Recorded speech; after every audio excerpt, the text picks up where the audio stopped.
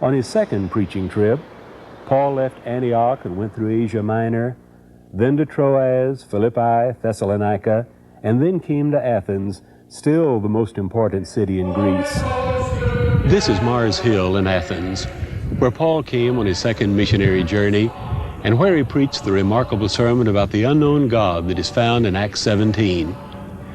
This must have been one of the most dramatic moments in New Testament history, with the Acropolis of Athens towering above, with the Epicurean and Stoic philosophers for an audience.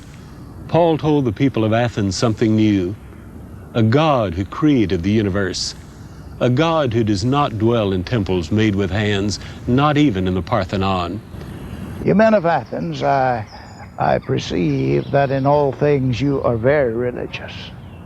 Because as I passed by, I saw the objects of your devotion, and I found an altar with this inscription: to the unknown God, whom therefore you ignorantly worship. It's him that I declare to you.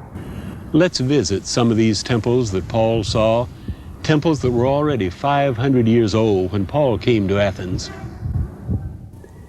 These temples were located on the Acropolis, the sacred hill that towered over the city, and the most beautiful was the Parthenon. This is the great temple of Parthenon. Parthenon means virgin because it was dedicated to Athena, the goddesses of philosophy, of wisdom. According to the ancient Greek mythology, Athena was born from the head of Zeus. The Parthenon is often called the most beautiful expression of the classical Greek spirit. It was built during the golden age of Pericles, and the construction took 10 years, beginning in 447 BC. The Parthenon is 210 feet long and made of white Pentelic marble.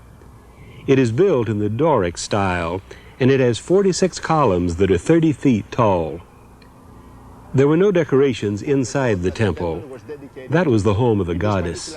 The statue of Athena, made out of gold and ivory, was located in the heart of the temple. That's why the Apostle Paul, in his sermon to the ancient Athenians, said, God does not dwell in temples made with human hands, but in him we live and breathe and have our being. Greek temples were decorated on the outside, where the people gathered to worship the god or goddess. The pediments at either end of the Parthenon were decorated by the famous sculptor Phidias. These sculptures were stripped off in 1812 and taken to the British Museum in London. When we try to visualize the Parthenon with these sculptures in place on the two pediments, we catch a glimpse of the glory of Athens as Paul saw it.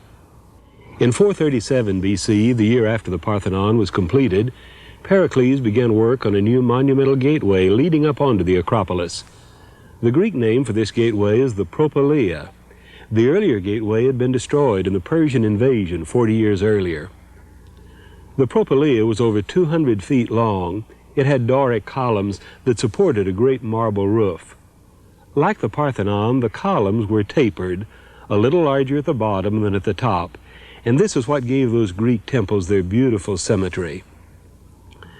Paul told the Athenians in his sermon that he had walked around and seen the objects of their worship. So the Erechtheion was another temple that Paul must have seen. Work began on it 15 years after the Parthenon was finished. The Erechtheion was dedicated to Athena and Poseidon, the god of the sea, and it was built on the very spot where, according to Greek mythology, Athena and Poseidon had a contest to see which one would possess Athens and protect her. Poseidon offered the sea, naval power. Athena offered the olive tree, prosperity, and won the heart of Athens. And the Erechtheion was built to reconcile the two deities. The 6 caryatids are the most captivating part of this temple. Extremely fine pieces of sculpture, these maidens have been holding up the great marble roof for 2,500 years. The Agora, or marketplace, was located at the base of the Acropolis.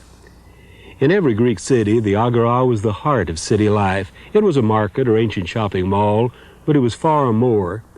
It was where the city government was carried on, where the philosophers taught, and where citizens met to share the news. As Paul walked around the Agora, he would have seen the temple of Hephaestus, the god of fire. Built just a few years before the Parthenon, this is now the best preserved ancient temple anywhere in Greece. On the opposite side of the Agora, Paul would have wandered through the shops in the Stoa of Attalus.